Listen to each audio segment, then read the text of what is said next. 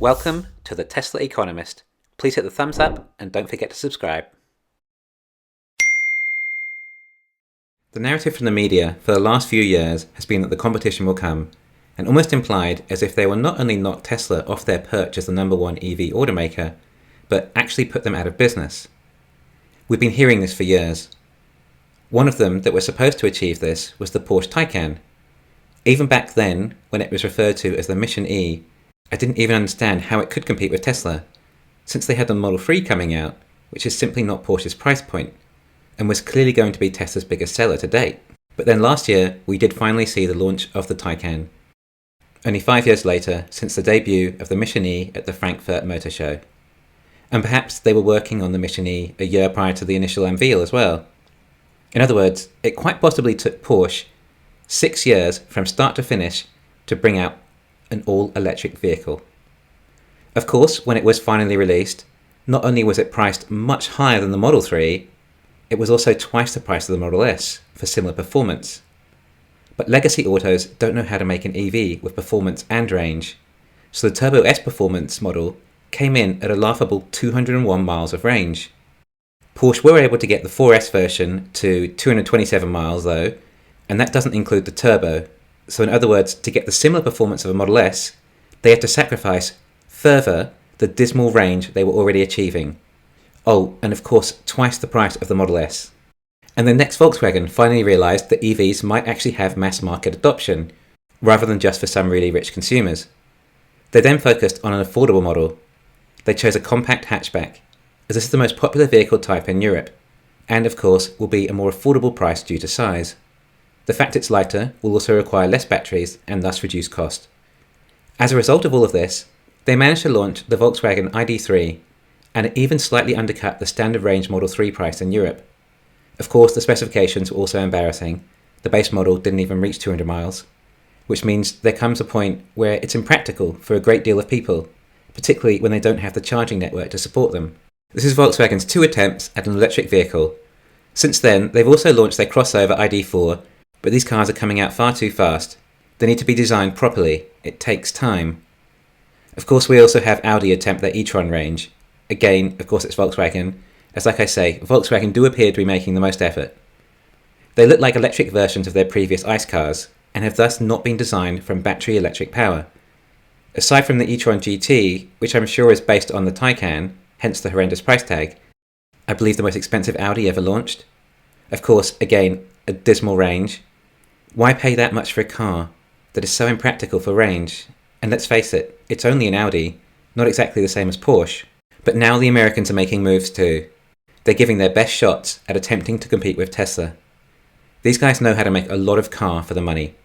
You can call American-made cars a lot of things, but admittedly, you get a lot of bang for the buck. It's more the cornering they seem to struggle on. But hey, lucky there's so many straight roads in America. Anyway, last year, Ford threw their best brand in the biggest car market at their attempt of an EV, the Mustang, in the crossover market. To be honest, it doesn't really look that bad. They didn't really do that bad a job. They even managed to crack the 300-mile range. But it doesn't appear to be selling at all. I was even surprised by this. I didn't think it would actually do this badly. Oh, and of course, they don't likely make any profit on it, due to having to pay car dealers, advertisers, and higher battery costs. But yeah, the Mustang was a colossal failure. It appears the car was a totally new design, specifically for the EV market. Perhaps they didn't want to compete with their two-door Mustangs. Anyway, Ford aren't done yet. They still have their almighty F-150, the biggest selling model in the biggest car market in the world. So they decided to do an electric version of this. It would appear very little effort has been put into the design.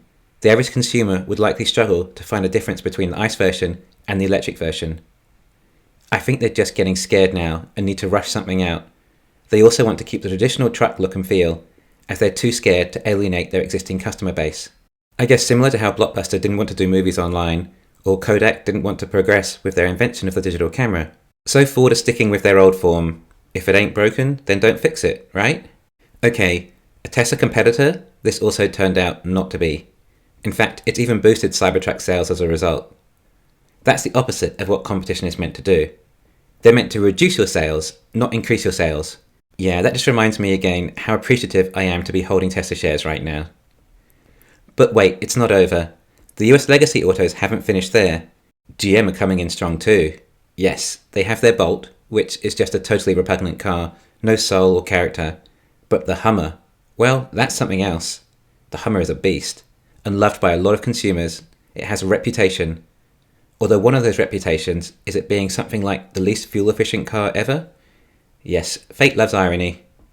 Anyway, the size of this thing, it means it's going to require a lot of batteries, and get such low range, it's just an expensive joke.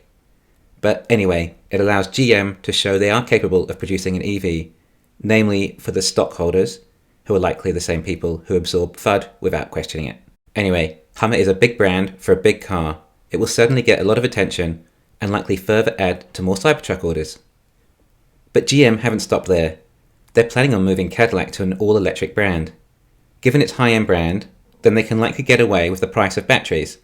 They even attempted to buy out their dealer network, which actually doesn't really solve their problem, as they will still have all the dealer overheads.